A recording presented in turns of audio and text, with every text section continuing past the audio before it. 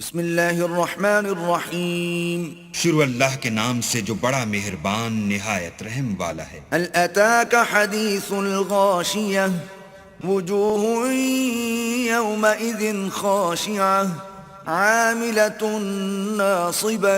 بھلا تم کو ڈھانپ لینے والی یعنی قیامت کا حال معلوم ہوا ہے؟ اس روز بہت سے منہ والے ذلیل ہوں گے، سخت محنت کرنے والے تھکے ماندے۔ تصلی نارا حامیہ تسقا من عین آنیہ لیس لهم طعام الا من ضریع لا يسمن ولا یغنی من جوع۔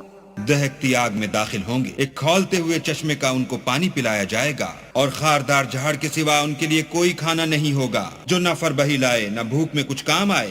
وجوہ یومئذ ناعمہ لسعیها راضیہ فی جنت عالیہ لا تسمع فیہا لاغیہ۔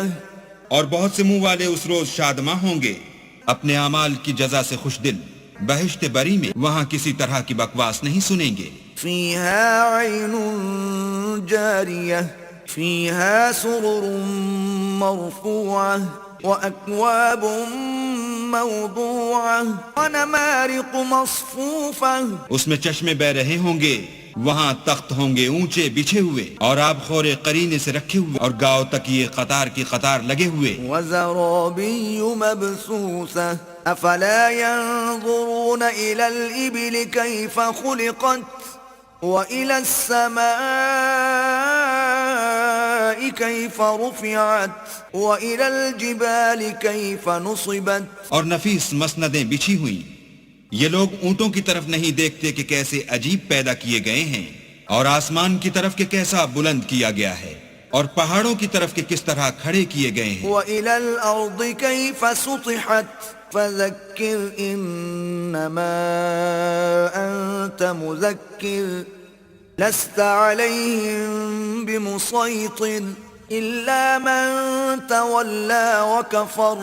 اور زمین کی طرف کہ کس طرح بچھائی گئی، تو تم نصیحت کرتے رہو کہ تم نصیحت کرنے والے ہی ہو، تم ان پر داروغہ نہیں ہو، ہاں جس نے منہ پھیرا اور نہ مانا۔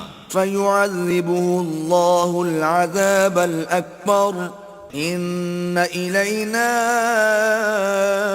إيابهم ثم إن علينا حسابهم۔